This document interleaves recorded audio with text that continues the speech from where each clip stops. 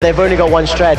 I find it kind of funny because we've seen a similar play style from Pain, this very heavy, and we'll see if they're going to pull it off again in this matchup. Once again, Israel being taken out the pool. Well, I think that Dark Passage really need to work on their positioning because they actually had bad positioning in laning phase and in the mid game around the dragon fights and then even in the late game as well. So Pain is like, they're the team that will punish you the most for stepping out of line. If you step out of line once, they're going to hit you with an Orianna ult, the Shockwave, the Crescendo, then they're going to hit you with an Unstoppable Force, and then they're going to hit you again with Zac and bounce all over your face, and then you're just bloody on the floor. So you have to worry about your positioning at all phases of the game here. I got a little nervous there for a second. You're getting a bit aggressive there, Kofi.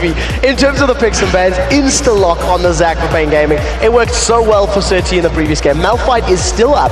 One of the things that Jat was highlighting in his post-game analysis of game 1 was like, ban Malphite, take Zac, but when you're not first pick, it's way more difficult to try and pull that off. Yeah, so Pain again with the Zac. That's really the main point that they use to set up most of their combos with. So tagging Orianna onto that one, they can always pull off that amazing Shockwave combo, and then they also still have Malphite up, so pretty much the same things that they used last game, they can still use today. So it's interesting to see in this particular match now, Pain, they had basically every champion from the previous game available to them. They've modified it a little bit in that they've got the Vayne instead of the Twitch. Maybe just experimenting, getting some practice on the stage in preparation for, you know, finals or something like that. They need to win this game. Yes, if they lose, then they'll have one more chance. But I don't feel like it's Surti or BRTT just getting bored on Twitch and saying, oh, I want to try my hand at Vayne now. Well, we'll have to see how it works out for them. Do see that Dark Passage have locked in Gragas and Caitlyn as their next two picks. Now, we've seen some very good Gragas play from Gaming Gear's mid laner Mazarin. And I was particularly impressed. He got Baron steals, he was bursting people down. It is a powerful champion when used in the right hands. And it's an interesting choice against the Pain team that likes to go with the huge CC combos and group up. If Dark Passage can split that team apart and pick somebody off, that may be the answer that they're looking for. Right now, you know, Gragas, you can use that ult defensively, but if Zac's able to get in there already, then that means the Orianna ball is by your team. And you'll have to be very, very quick if you're going to be able to knock him back out. Well, we'll have to see how quick his reaction times are in this particular match, because that ball delivery system of Jarvan and Zac is there.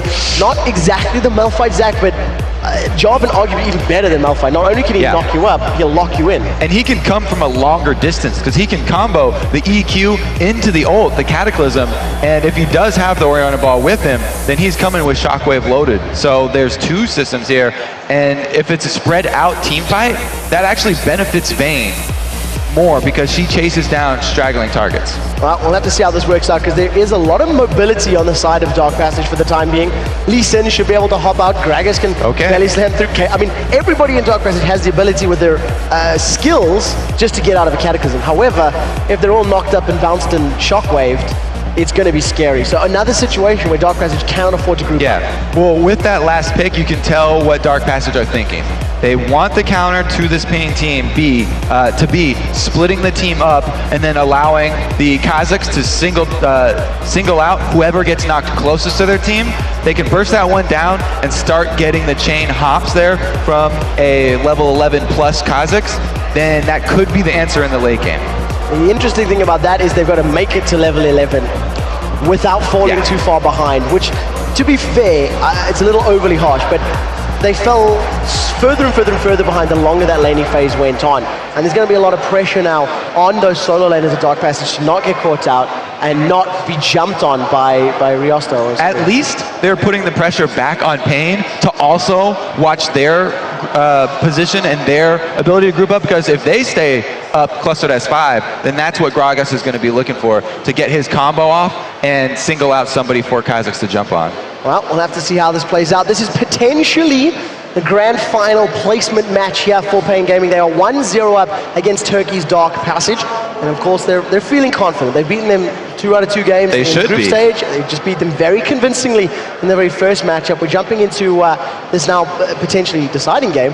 But Dark Passage is running something we haven't seen from him. This is a composition that we haven't seen from actually any of the wildcard teams all weekend.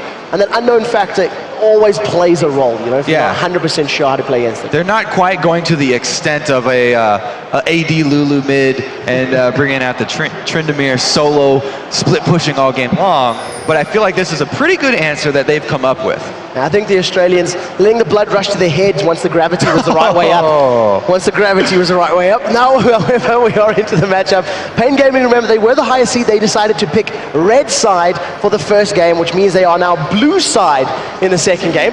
In Dark Passage, they're wearing the red trunks. We'll see how this early game goes, because previously, Pain were actually very aggressive. We've seen an early slingshot out of their jungler in the previous matchup. Yeah, it doesn't look like they'll be doing that again here, but we saw in the video, some of the Pain guys are saying this crowd is not as loud as the Brazilian crowds, and it looks like we have plenty of people here. I don't know why everyone's so quiet. I guess we don't have very many Pain fans. I'm not sure. I wonder if we can get 3 cheers to send the Brazilians a message. So on 3, guys, let's go. Hoo-ah. 1, 2, 3. That, you know what, they're right. The Brazilians are louder than all of you guys. That's shocking. We'll do this one more try. 1, 2, 3. That's a little better. That's a little better. You need something more like Demacia or League of Legends related at least, Trevor. Wow, we'll do it Demacia to close out the show. You got to work on your chant calls. What's happening in this game other than everybody walking around? Well, we had a couple of early wards placed down by Pain, as well as by Dark Passage. So pretty much mirrored vision here for both teams.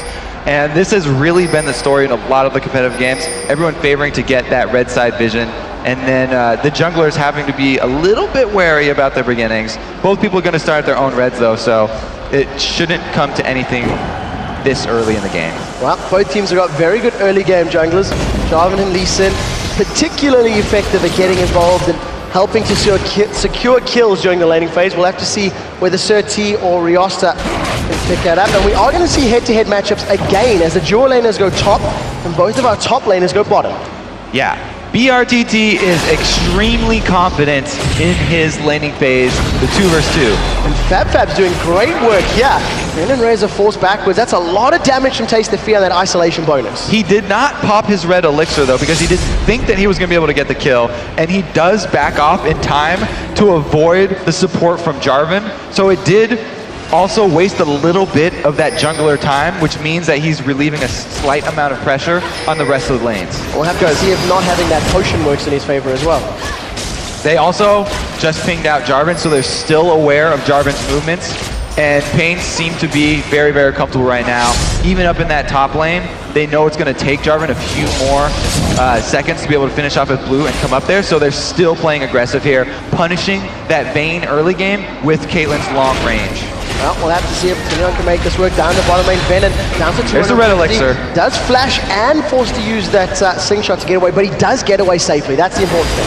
And he did have to use the flash very early there because of the aggression here from FabFab. That's a double bubble, throwing up members of Dark Passage. Now, the RTT is going to try and tumble around and get as much damage down as possible.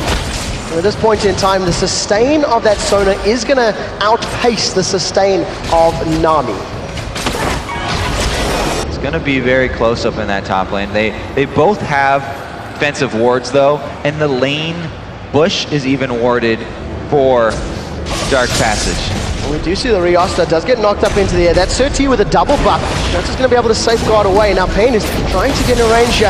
We do see that. Oh, he's now jumped on. The execution not going to be enough. Ignites are traded back and forth. Who's going to pick up the first blood here? It does land for Naru playing Gragas, and the shield from Lee Sin is going to be able to keep Riosta alive. We do see Surti trading back and forth with Naru, as now all of a sudden the solo laner FabFab has joined the party and he gets knocked up while flying through the air. That Surti was escapes. Great play by Naru in the mid lane. He came over to allow Lee Sin to escape that and then landed the burst combo onto Orianna. Cammy was not expecting that. No, he not does at all. not get first blooded very often. Well, it definitely worked in Naru's favor. He does secure the gold for that first blood, as well as a little bit of additional time in lane without any other focus. Surti is hovering around that bush though, and we'll have to see that with Kami returning. Red buff is just worn off. The possibility of a reply kill was there, but it didn't work out for them. Now in the top lane, that looks like an Ignite has gone down onto BRTT. He manages to survive by getting out of range of that Piltover Peacemaker. And that's a very low HP Caitlyn. She didn't use her barrier though, still has it. The knockup does get avoided by a very good flash. And Leon gets out cleanly, down to about 57 HP, but barrier's still alive. Leon just holds onto that barrier to the very last second. Feel like he's gonna be a good baiter, but he almost drops it to the flag. Demacian standard drops on his head and drops his HP to 25. And it looks like Surtees, he was thinking about it. He was thinking about throwing out another flag. And Leon does get away cleanly, and all of a sudden Riosta's gonna try and defend this wave up just a little bit. Now, both junglers have made their appearances top, but because Surtee was the first one up there and they got the aggression out first, we also have a Vayne beating a Caitlyn in CS at 5:30. Well, one of the other things that's happening as far as CS is concerned is Riosta, 19 CS to Surtees 6. He also has an assist to his name. And, you know, a lot of that could stem from that lost time in the jungle by Surtee trying to save or defend Venom, you know. Works into his favor. Riosta's got the Sonic Wave available. Doesn't manage to land it as BRTT tumbles away. Gets himself out of range, and Riosta unfortunately unable to secure a second kill. And we have Cammy taking the Wraiths now, so Surtee is not going to catch up anytime soon. He's still level 3 coming out of the jungle. Yeah, Riosta's level 5 at this point in time, getting closer and closer to that level 6. There's only about a level and a half difference though, and we'll have to see how impactful that actually works out. As now the 3-man Dark Passage is pushing down this top lane, and this is a significant improvement in their early game as far as the Turkish players are concerned. Yeah, really good showing here from Dark Passage coming out in the second game. They don't want to be kicked out this early. Well, we do see though on the minimap, Surtee is moving up the river. This could potentially be a 3v3. However, Surtee just peels away to the side. Gotta be very careful here as Holy Thoth does not have his crescendo available. Flash was there, and wisely, I think, Dark Passage back away after securing that tower. Level 4, pretty far away from getting that crescendo, but it also means nobody else has their ultimates up in that lane, and nobody goes to fight. Now it's up to Pain to decide. Would they rather freeze that lane and just last hit so it pushes extremely slowly, or continue and shove the lane into the tower so that they can actually answer on the rest of the map? Well, as it stands, Dark Passage, you got a 3-man stack in the mid lane, facing off against the 3-man of Pain. However, it's a support for an AD carry that's holding this lane. You can see that the RTT split pushing, or at least containing the CS that is pushing towards him. The best he can to last hits, and pretty close so far. So BRTT is not freezing that lane. It's just that he's Vayne with no area of effect damage, so it takes him a while to push it back. You know, Venom and Fab trading ultimates and damage. They ignite for barrier. A lot of damage going back and forth, but almost in unison. Both champions are like, well, we can't kill each other just yet. And they actually stop fighting. Nice ultimates though by both of them. They just decided to trade blows. We do have so Vayne is one of the AD carries that's weakest at split pushing until she gets something like a static shiv. So it's taken him this long to get the minion wave back up to Dark Passage turret, which actually meant that Caitlyn had a lot of time to be able to make her presence felt in that mid lane and then get back up top before the waves at her turret, so she doesn't miss out on much of that CS. Well, you see that Fab jumps on top of Venom, gets that leap, throws out the void spikes, and is continually trying to poke him down, really. It does look like his taste of fear was leveled up. Riosta does not manage to catch that Sonic Wave onto Zac, so unable to do any of those kickbacks that we've seen numerous times throughout the weekend. Venon still has Soul Division up too, so the revive passive is available.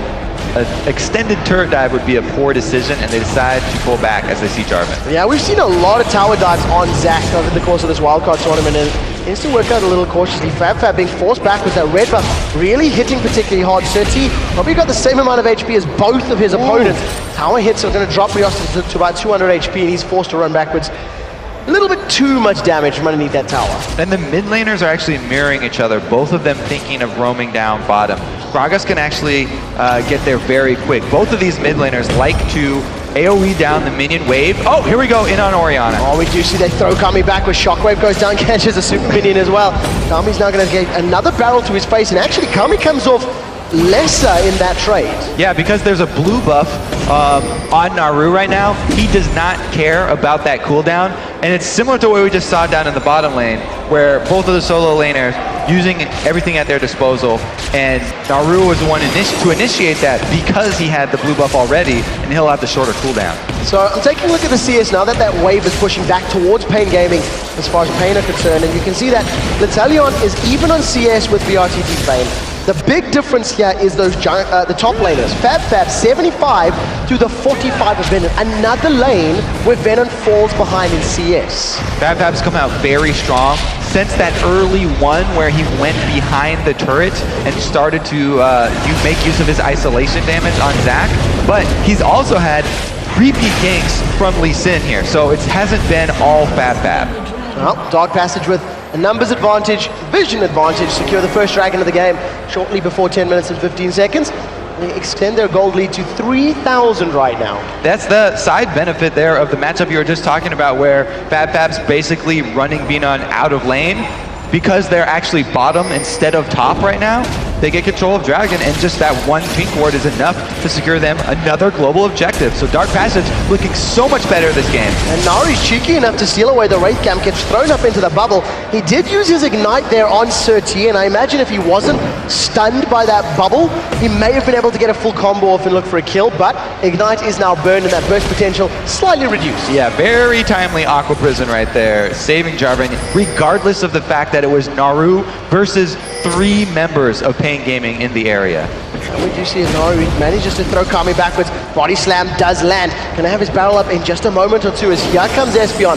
Gonna be able to get the heal out, and it's gonna keep Kami alive for the time being, but Kami, even though he's being bullied and pushed around, he's not losing out on CS. Naru's doing his best to clear the waves and get as much harass down on Kami as possible so that he can send him back to base so that he will miss out on that CS. But Kami has been taking those rates, like we said earlier too. So every time he comes back to lane, he catches up even quicker.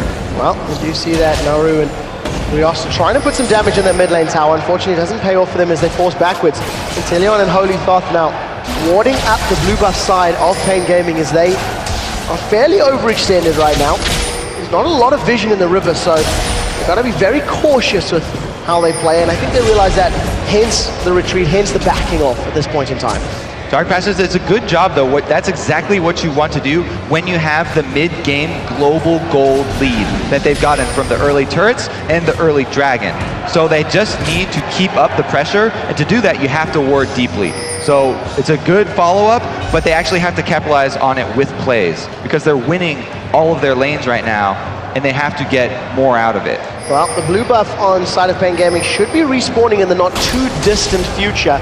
We might see Dark Passage trying to make a play for it. You can see Holy Thoth with his flash available, poising himself towards this mid lane, once again returning here, and here comes Inteleon with that pickaxe and Vamp Scepter. So maybe the tower and maybe blue buff, we'll have to see, as there is a fair number of Dark Passage members around this area of the map. It looks like Naru's going a bit deeper here, and he wants to exert some jungle pressure all by himself. They're able to at least scare Surti away, but that red buff is still alive. It's actually chasing Naru, taking him for a walk. Tower is still standing in the mid lane. Espeon unable to land that Aqua Prison. You can see Naru coming from behind. And again, Vayne without the wave clear up top for a long period of time means that Caitlyn can make her presence felt mid, and it's slowly chipping away at this mid turret.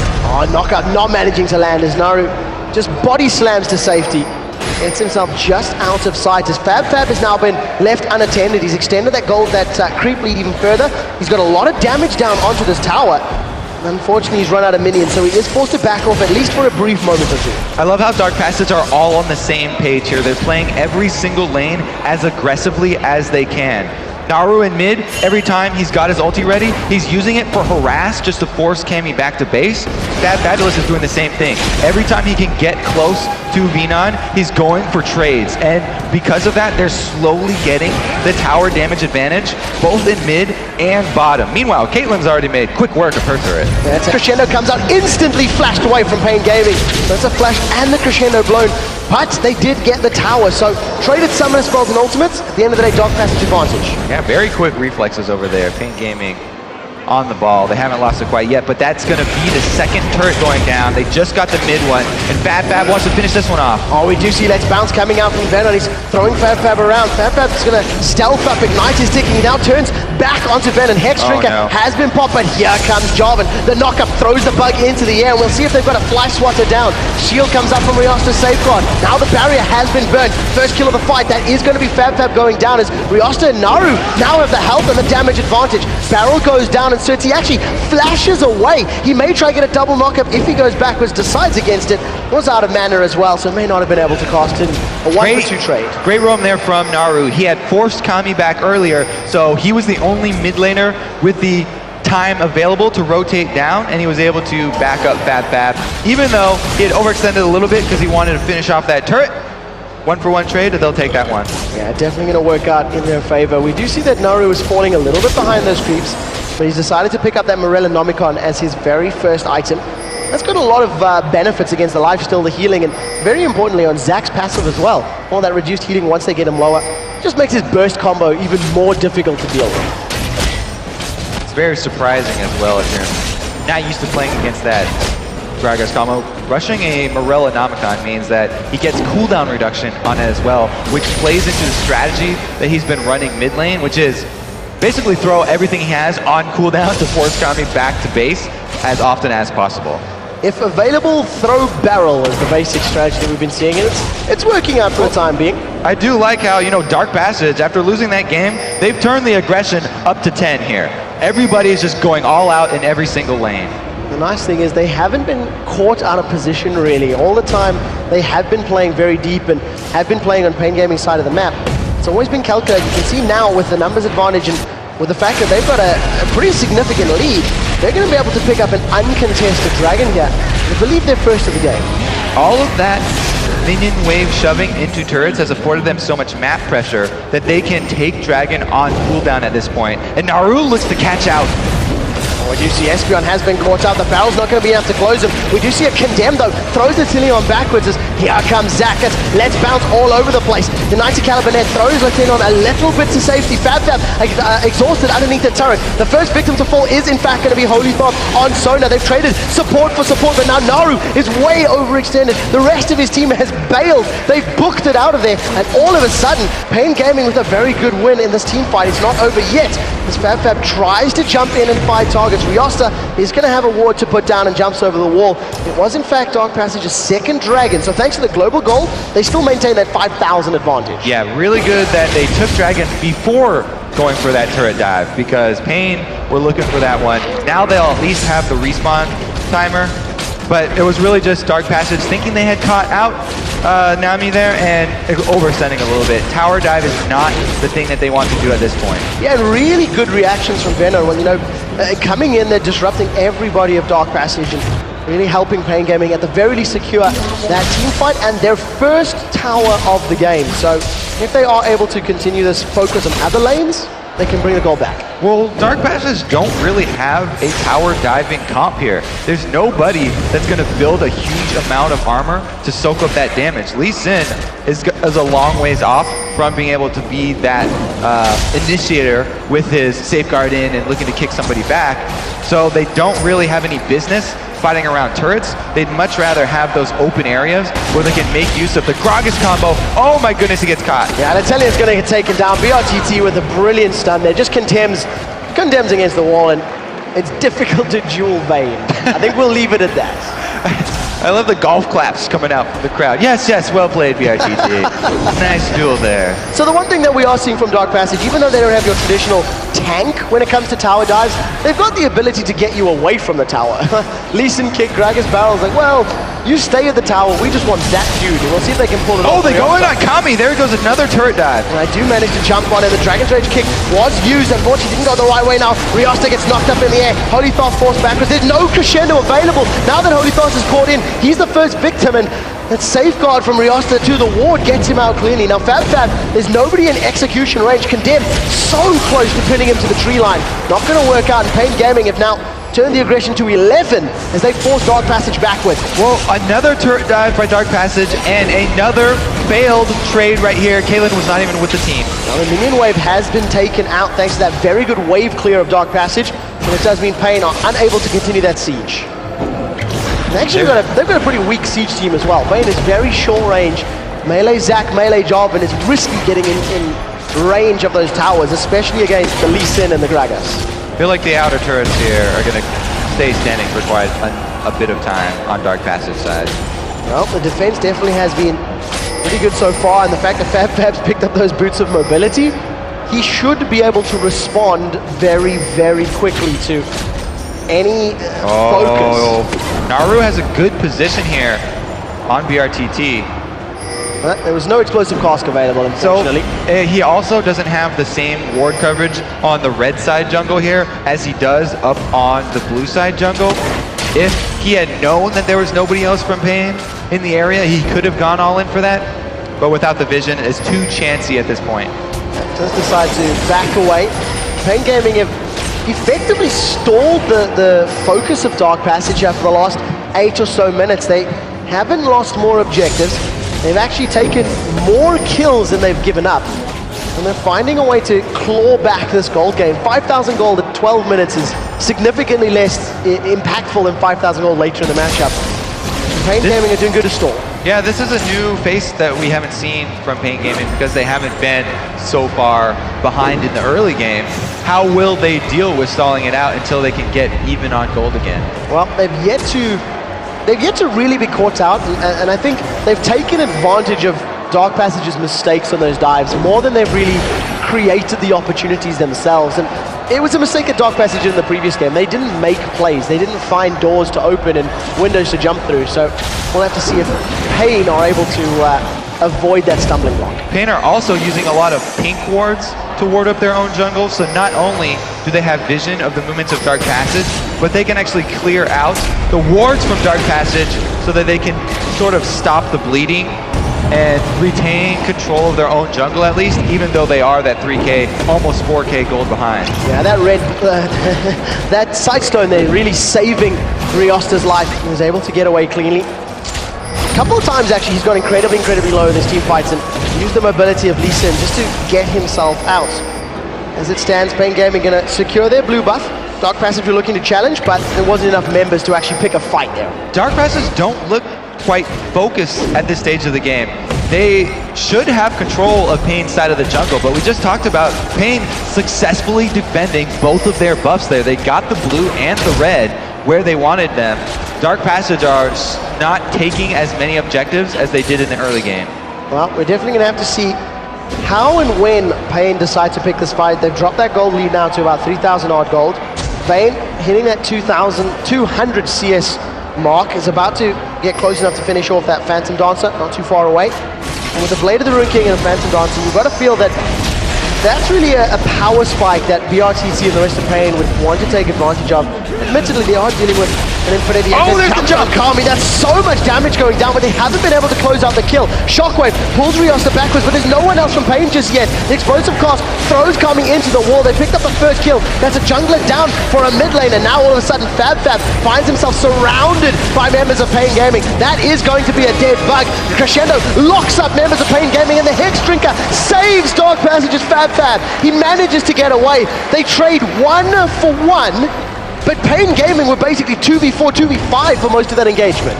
Fab gets out alive after that one, so close. The early Hex Drinker definitely paying off, but also Venon got out with just as low life.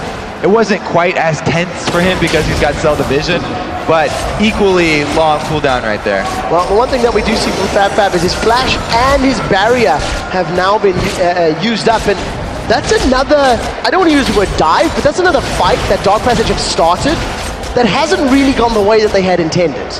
Exactly, another trade, another even trade here for Pain.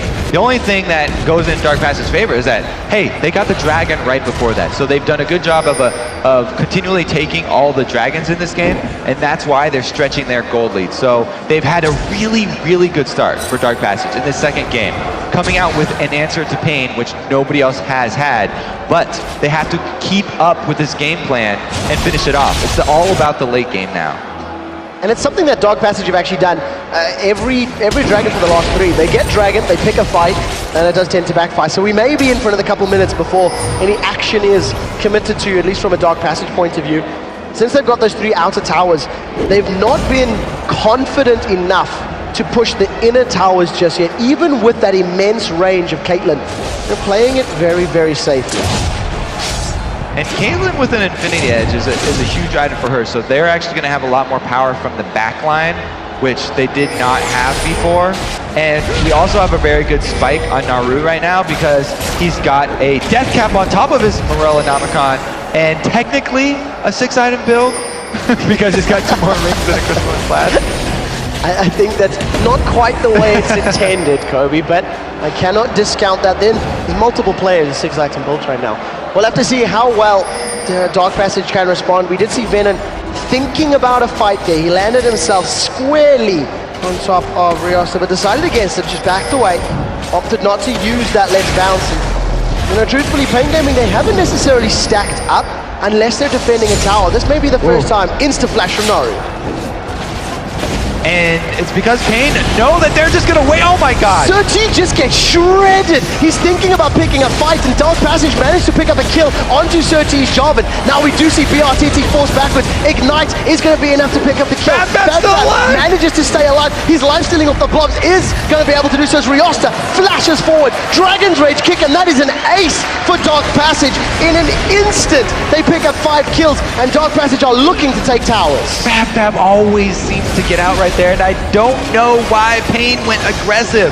They actually had a free flash there by Jarvan going in onto Naru, but then it compromised Jarvan's position, and he could not get back, costing them an ace. Well, we do see Fab recalling. The death timers are still fairly low, and Dark Passage going to be able to pick up the 2nd tower. 13 seconds on Kami, and they wisely back away. Low mana pools and lower HP pools means it was a risky play, but they extend that gold lead further, and with an exposed inhibitor, that might be the welcoming that Dark Passage are looking for. They just breathed a huge sigh of relief. They already had the lead, but they were struggling to capitalize, and now that they don't have to deal with a turret, they don't have to make one of those very risky turret dives that they've failed over and over again. They could just go to the exposed inhibitor, which is also the perfect inhibitor for them to go for because it's at the bottom of the map, and once that's down, then they can force Pain to come at them through the Baron pit and force them to fight outside of the turrets. The impact that Fab had in that previous team fight cannot be discounted. He was a large part of that burst onto Surti that basically forced Surti into the Cataclysm. So he said, well, I'm gonna die. I'll try and lock you in for as long as I can, and just backfired a little bit. Dark Passage moving themselves actually towards the Baron side of the map now with a large amount of vision. I wonder if they're considering it, or if maybe they're just playing that bait card. So they're trying to preemptively clear out the wards around the Baron. If I was them, I would definitely like to return to that bottom lane as soon as possible, though, and get another fight going with Pain in the open battlefield. Well, as it stands, all 5 members of Dark Passage are basically head-to-head with all 5 members of Pain Gaming. The minion wave is slowly making its little conga line up. And the inner top lane tower is the target of Dark Passage. That's an Infinity Edge static shift Caitlyn. She's clearing waves very quickly. This is very dangerous for Dark Passage, though. Venon's gonna jump himself in. Slingshot comes out. Cataclysm goes down. Surti's on the front line. Venom still not used that. Let's Bounce Crescendo is available. Doesn't manage to lock up any damage dealers as Venom is gonna be the first victim of the team fight, and Pain Gaming completely scattered in that one. Looks like they don't have as many engages as they're used to. Both Jarvan and Zach with the semi going in, and nobody's there with them, so they take a lot of damage and then have to use everything to get back out of the fight. Dark Passage are taking this one deep. Take a look for the Sonic Wave. Riosta's gonna fly himself forward. Fab gets a first kill. He's got the resets available, decides not to jump in. But with that Sonic Wave sitting on Kami, the threat of Resonating Strike forces him backwards. We do see that BRTT is now trying to defend this inhibitor turret. However, that's 5 members of Dark Passage. Sonic Wave lands, command attack goes, defend goes in. A very good stun onto Fab. Throws him against the wall. That's going to prevent him dealing some damage as BRTT tumbles into an inhibitor. Barrier is up. The Silver Bolt is going to be enough to give BRTT a double kill, and they successfully defend the inhibitor. very close right there. And Dark Passage, if they had been at the bottom area, then that would have been the inhibitor down. However, they got that one turret, so there's only one turret standing outside the base of Pain that's left standing. Well, we'll have to see how well Dark Passage can close this out. Condemn so close to throwing Naru into the wall. Phantom Dancer and that Blade of the Rear King for BRTT. We talked about how it's a nice power spike, but he hasn't really had a chance to pick a fight. Now we do see him chasing forward, and Naru's just going to body slam through the tree line and get out cleanly. Pain may really be missing that Malphite right now, because that's really a guaranteed engage with the Unstoppable Force, whereas with the Jarvan, he's going in and you can get to the targets, but if there's not a shockwave primed and ready to go off, then he takes a lot of damage going in for that Cataclysm. Of course, in terms of the champion selections, Pain Gaming could have picked that Malphite. It was available to them, was neither banned nor taken away by Dark Passage. However, Pain Gaming, thanks to a little bit of the team fight control and some breathing room, they're able to pick up their first dragon of the game. The question is now, can they hold? The question is, can they defend? There's no super minions, so that definitely helps them out a lot. However, that exposed, inhibitor, it maybe should be what Dark Passage are looking for. It's either that or go back to the Baron, because they did just spend a bunch of pink wards on the Baron area, and they should be aware that it's still ward free for them. They can try and sneak one very quickly, since Kha'Zix has so much damage right now, and Baron is always isolated, that he'll get the bonus. Well, we'll have to see how they decide to play this one. They've actually got themselves a little split right now. There's a very, very big minion wave in this bottom lane. You can see that both Naru and FabFab, they're thinking about whoever's going to farm this up. That's who they want to jump on top of, but they find themselves very overextended. Here comes 5 members of Pain Gaming. Both FabFab and Naru do have dashes, but if the entire team comes down, then they would also be able to get the Baron. This is a very interesting predicament that Pain are in if they decide to go after the duo push or the 3-man Baron squad. Well, this looks like a 3v3, as you do see Venom. He throws himself in, let's bounces up. Cataclysm is available if Sir T wants to use it. He manages to get kicked away by the Lee Sin. Very good Dragon's Rage, and that's going to be enough of a counter. Tidal Wave got throws out by Espeon, but it's not going to be enough to land on anybody. Now the 2v2, mid laner and top laner versus mid laner and AD carry. A lot of damage from those barriers on Kami. He's got to be careful if FabFab jumps on him. They also have to be careful of home guards going that deep into Pain's base. At this point, Pain should all be buying up home guards if they can. First one to do it is Venon. Well, we'll have to see how effectively it works out for them. BRTT trying to move forward as FabFab has been able to catch out Sir T. Taste of Fear is going down, but that isolation bonus is about to wear out. There's no left bounce available. FabFab jumps back in. He gets the first kill, jumps back out thanks to the reset, and that's a very good kick. FabFab with that more Mortius, a lot of armor penetration, starting to get towards that Black Cleaver. He is already terrifying before that's completed. FabFab making a really good showing in this game right here. Even with the 5 members of Pain coming to defend bottom, he finds the time to go back in for the kill, relying on the reset to get his jump and escape. Well, the really nice thing about that is just confidence in the damage you're dealing. And now that Dark Passage, you've got a numbers advantage, and crucially, the jungler is down. They've actually started off this Baron. Naru is running very good interference in that mid lane, holding at least the top laner, Vizzy Venom. Really no hint of it. There was no poison from Pain Gaming to even move towards Baron. That's because they haven't been able to get a ward over by Baron for the last 5 minutes. Dark Passage have done a very, very good job of keeping that area clean. And now they can finally return to the exposed inhibitors, this time with Baron buff. So when Pain decide to go for that engage, they'll actually have a giant upper hand in this. Well, I feel like every time we've talked about the bottom lane, Dark Passage said, nope, they just pinged it, okay? Okay, right, well, now we'll see. Now we're confident. Now we're confident this one. There are some Turkish pings down on that bottom inhibitor. Dark Passage trying to even up the series against Brazil's Pain. They are 0-1 down, and they're in. This is basically their game to lose. I mean, they've got Baron, they've got a 10k gold lead, they've got a massive tower advantage. As long as they don't mess up the tower dives, they should be okay. And we'll see how well they pick these next few fights. And if they do lose this game, then they're out. So they definitely have to play this extremely carefully right now. Taking just the bottom inhibitor and then returning to slow push another lane and take their time. Because they definitely have the advantage. With both a Sona and a Baron buff on your team, you have incredible regen. and you have a very strong siege potential. Well, we can see Naru is heading himself through the jungle, now down towards this bottom lane. They're still a little bit split up. One attack and dissonance is going to hit fairly hard. It's not really going to dissuade him, as that Baron and the healing will now start to take effect. There's no tower to sit underneath, so Pain Gaming starting to feel the pressure. Here comes Venom, Slingshot goes out, doesn't catch anybody. Shredder's Reverie was enough. Now we do see a very good Condemn onto Fab against the wall. He's trying to find a kill onto Surti, but Surti manages to get away. A good tidal wave is going to buy some time and some, confusion as far as Dark Passage is concerned. Ace in the hole is going to fly out, not going to be enough to pop Cell Division. Riosta's looking for the kill on BRTT, but he's forced to flash away to safety. Natillion's immense range is going to keep BRTT's Vayne under control and locked down. Pick up a single kill, they pick up the inhibitor, Dark Passage back away. Their target's going to be mid lane. Again, Naru right here with the Gragas, the champion of Turkey right now, knocking Nami back into the team, so they did end up with one kill at least, and they got the inhibitor, both the objective and the kill. Very good win for Dark Passage. And BRTT and Pain Gaming were just unable to kill or Fab, even with that Condemn.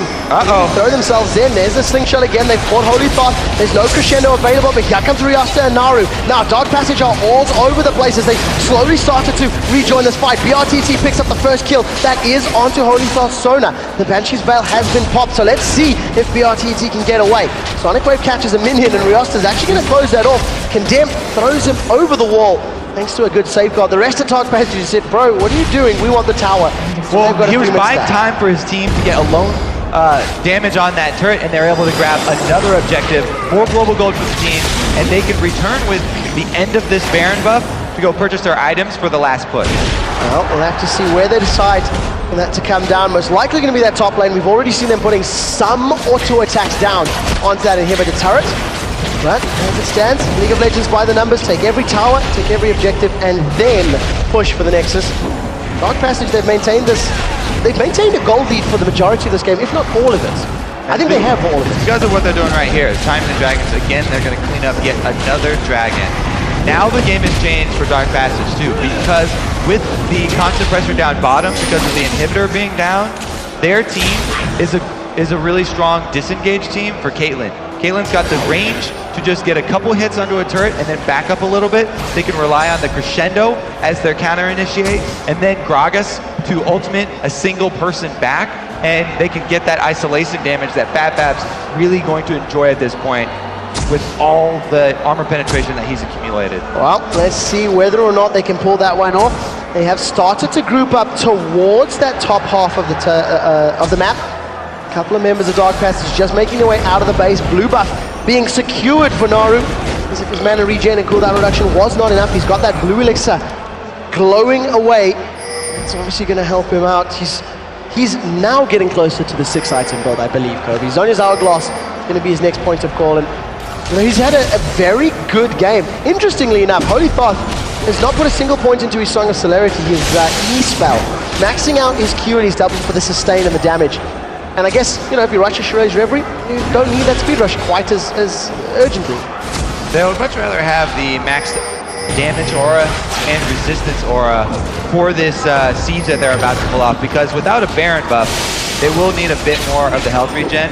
Gragas, though, with his blue buff, is going to be able to have very strong range harass, and they can buy the time for Caitlyn to get off straight auto attacks onto the turret fairly easily with the zoning potential of the Gragas barrel. Well, we'll have to see how well Pain Gaming can defend this one. For the time being, Dark Passage are actually playing around in the space between the wall and the jungle. Instead of trying to get in through the lane, they're taking some poke from Kami's Orianna. Not really too much. Now we do see Natillon, he's just face tanking that tower, goes man mode and says, this is what I want. Tower's down to 50% HP. And Dark Passage not entirely committed to this tower push. The Ace in the hole gets used. That's a lot of damage onto Kami. That's good. They don't want to fully commit. They're forcing Pain to come at them. And we do see the Cataclysm is down. Surti and Venom doing the best they can. Crescendo's going to lock up the back line of Pain Gaming as Dark Passage pick up 1, pick up 2. Fab's trying to find more kills as he gets bubbled in the air. That is a triple kill. He's looking for number 4. Cell Division is going to be available. That's the quadra kill. Are we on for the pentakill? The blobs are there. Are they going to time it? This may be the second pentakill as Fab's looking for it. Pentakill for Fab's Kha'Zix, and in what style? Controlled, calculated, and completely brilliant. Fab definitely deserving of the MVP this time around.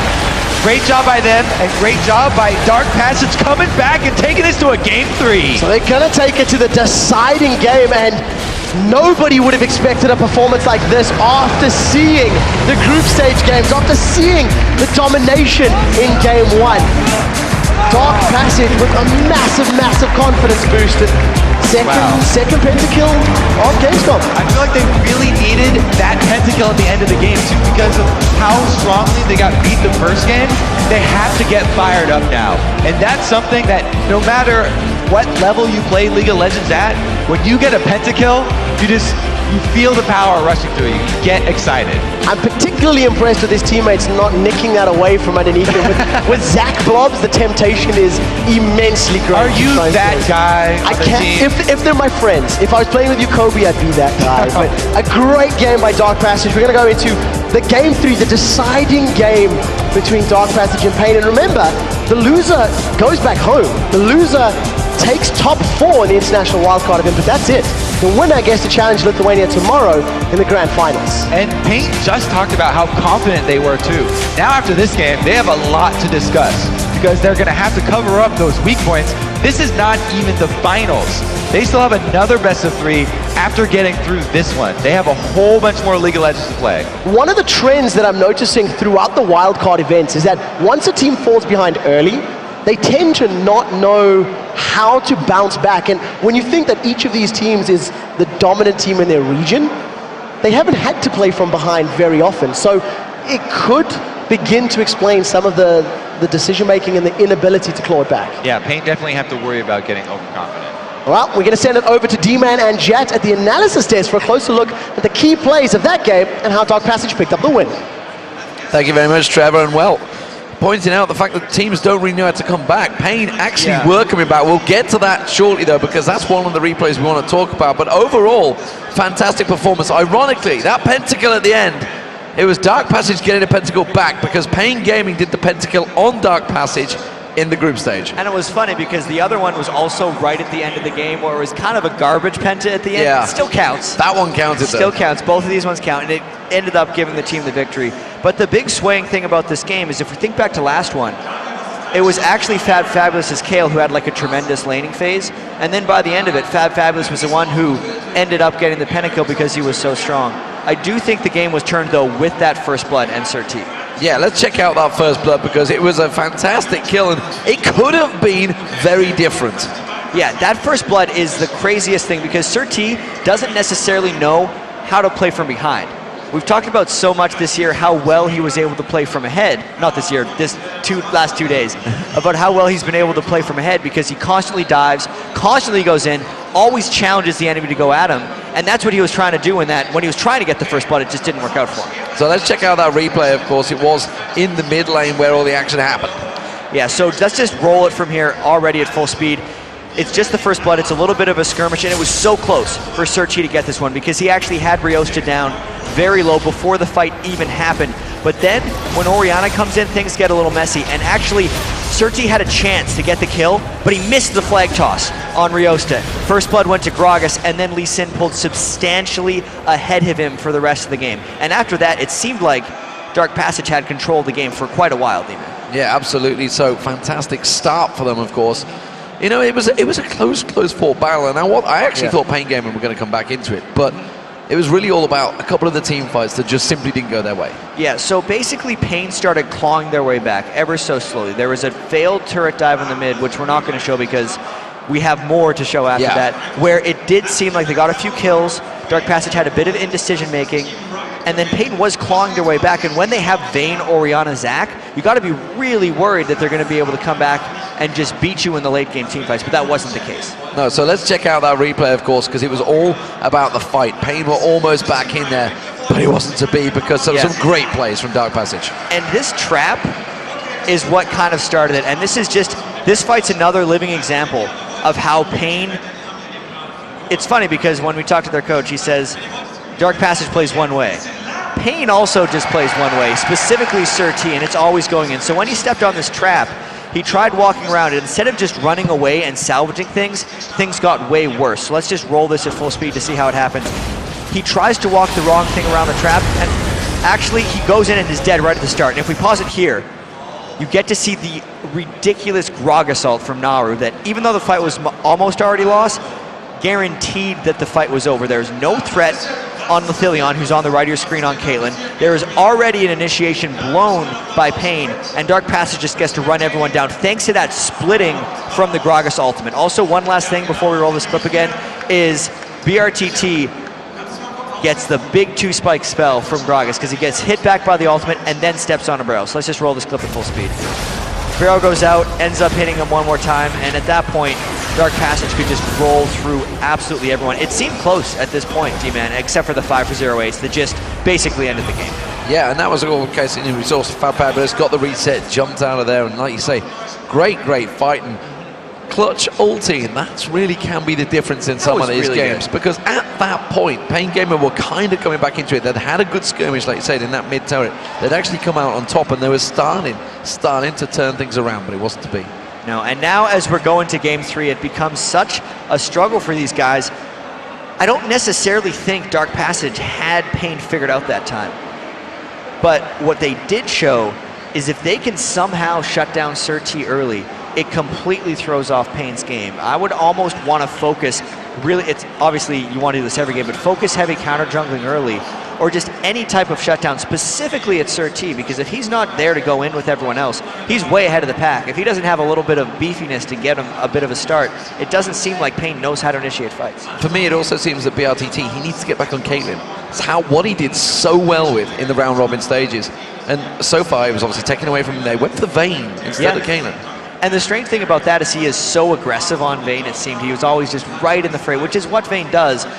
But Caitlyn does seem to fit him a little bit better because it allows him to pick his points at the outside of the fight with his very aggressive team. I mean, think of the way Pain plays in a sense. They have Venon and Sir T just going all in every time. You need a bit of cleanup for that because if BRTT goes and gets himself killed at the start of the fight, it's not going to synergize well. And BRTT, well, he went 15-1-5 against Dark Passage in the round robin. Yes. So he needs to get on that Caitlyn. So guys, it is time to take a quick break. But when we respawn, we'll have an epic conclusion of this game, 3-game series, of course. It is Dark Passage versus Pain Gaming.